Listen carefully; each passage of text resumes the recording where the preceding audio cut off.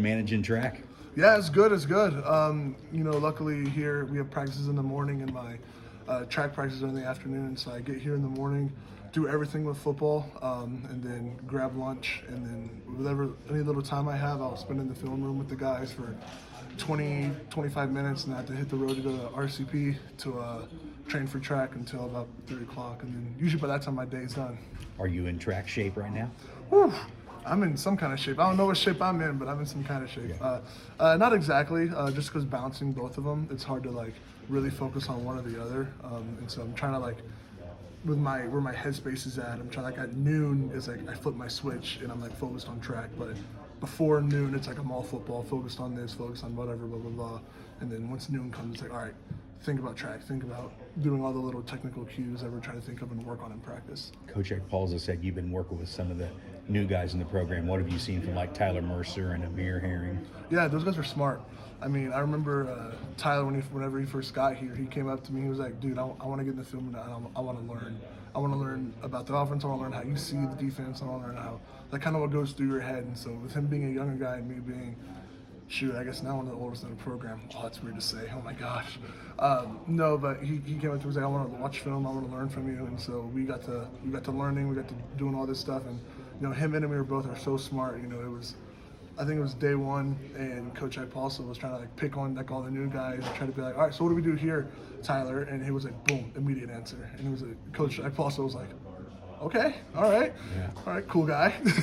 But no, they're both really smart. They're both athletic. They're both super, super strong. So I'm excited to see what they can do throughout the spring. Is this the first time you've had to balance football and track at the same time? Did you ever do that at A&M? Fully, yeah. So at A&M it was kind of difficult because of practices both being in the afternoon, and so it was really difficult. Whenever I could get out there at A&M the best I could, I would, but it would just be so rare for that to happen with the weight training and stuff like that we had to do for track as well. I'd get started at 2 and get done at like 5:36, and then at that point A&M was pretty much, they were already done with their practices and meetings and all that stuff. And so being here has been a big blessing to in order to like actually be able to balance it. I feel like my body's in a pretty good position. Shout out to the strength staff.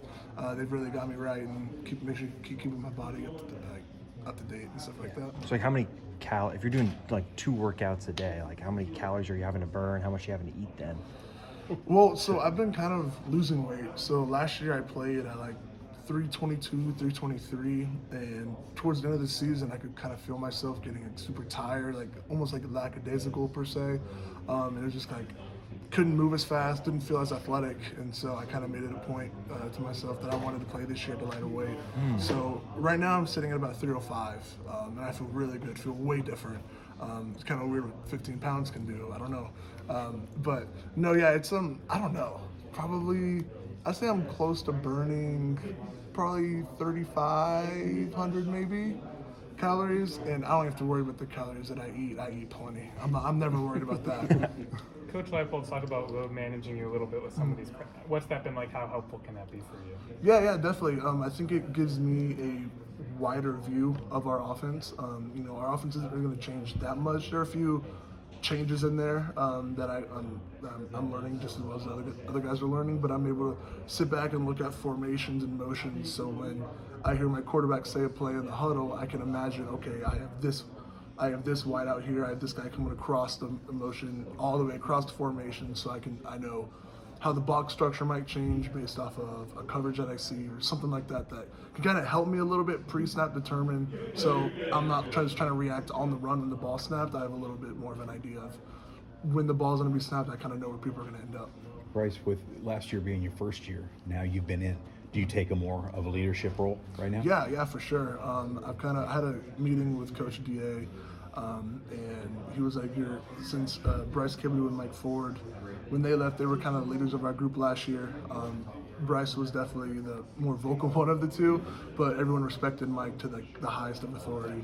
And so when they left, Coach, he had a meeting with me. He was like, "You're gonna be my guy for this year. You, Calvin, and Kobe are gonna be like my 3 main leaders of this group, and we need you 3 to like take the next step." And so I've never been a super vocal leader throughout any point in my career, even high school. It just hasn't really been me. But I decided to take initiative of that and change, and so I feel like I've been doing a lot better in the vocal aspect. Of course, there's always times to improve, but yeah, for sure. What was it like going through a full off season of strength and conditioning after having gotten here in the summer last year? Yeah, it was fun. I actually really enjoy our strength conditioning stuff. I feel like it translates really, really well to the field, and I kind of felt that last season.